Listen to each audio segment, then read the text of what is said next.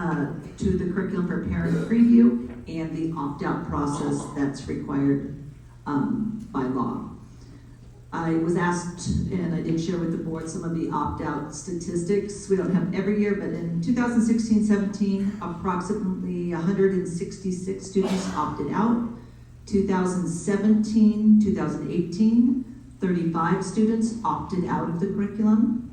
Last year, 23-24 with the newly adopted curriculum and our processes, 531 students opted out, obviously marking a substantial increase from previous years.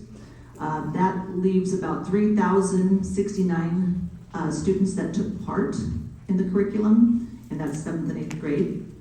Parents retain the choice to decide if their child participates in this educational program. More recently, a complaint was filed this year prompting an investigation from the California Department of Education, and they requested adjustments to our curriculum. The errors were identified and the curriculum was corrected. The board asked that we take the curriculum back to the committee to review and give feedback on those revisions. We did that 2 weeks ago. We also had requested an extension to fulfill the corrections with CDE. We had an informational session Tuesday night where we went into great detail on the corrections and the committee feedback, and brought an action item this evening. The committee provided updates. The committee was also provided updates on the revisions to the curriculum, and the board is currently reviewing changes for the adoption and has had the opportunity since Tuesday for additional questions. And when a board member has asked a question, we've shared it with the entire board. Late last night, our extension was that we had requested previously, I think Chris talked about it, was received last night. Wonderful. Was it approved by the state? They gave us an extension of February 11th, excuse me, 12th. Which is the day after our next regular board The meeting? next regular board meeting is February 11th. So board, any And- question? Oh, go ahead. And that is bringing us to this moment. Moment right now. Board, any questions on this items? Any need for clarity? Yes, at the last board meeting, trustees, at the December board meeting, when this curriculum was first brought to the board, trustee Schwarm had asked essentially when the revisions were submitted to the state and when the state responded that the revisions were acceptable. I saw the letter in the Friday board update from the state that says that they received from our district the revisions on September 13th and that they had approved those revisions on September 26th. Is that correct? What were you asking? Staff. I mean, the board and the committee wasn't involved at that point, so I think you guys would be the only ones who would know that answer. If that's what the letter stated, then I would say that it's accurate. Okay, thank you. Any other further questions for clarification from the board? Not at this moment. All right. So with that, we will move into public comment. So we're going to be having 2 minutes per person, and I'm going to have you step in line and go from there. So we're going to start with Melissa Donegan, Juan Flores, and Henry Ramos.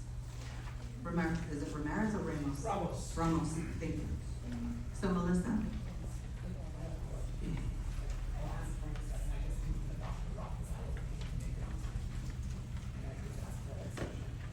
If we have within the 30 minutes, give it to me. Hold those down there.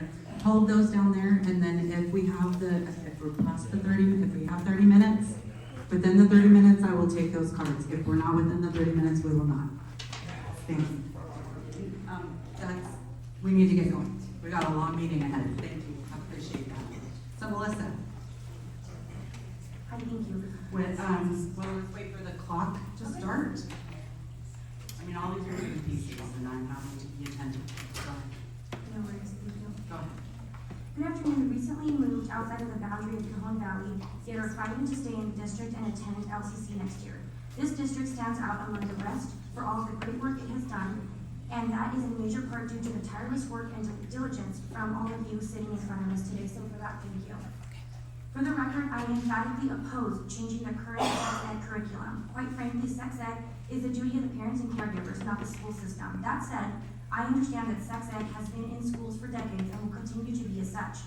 My plea is that you, as our trusted voices, stand up against the pressure of society and radical bureaucrats to keep the current curriculum. Since sex ed is part of the curriculum, why is the focus not on prevention and actual education? The focus should be to teach about abstinence, personal responsibility, STDs, STIs, pregnancy, and not confuse them before they even learn the Pythagorean theorem. The new curriculum does not advocate for equality and acceptance. It is exploiting that people generally want to do the right thing and manipulating the concept of morality by grooming our children into cognitive dissonance. This twisted agenda is creating gender dysmorphia, a mental disorder, promoting child mutilation, such as hormone suppressant therapy, to as extreme as gender reassignment surgery. This is a ploy to trick us into obedience by using moral language, an attempt to rewrite a moral code and rationalize the concept of I do what I want, then go back to explain how it was a moral thing to do. Essentially, this new basis of sex ed is to celebrate mental disorders. Congratulations on vilifying parents for expecting our education system to do the one thing it's designed to do, educate, not indoctrinate. We trust our schools to care for our children and teach them appropriate curriculum. Our children should be learning and preparing to become productive members of society and enter the workforce, not questioning if they are mentally aligning with who they biologically are.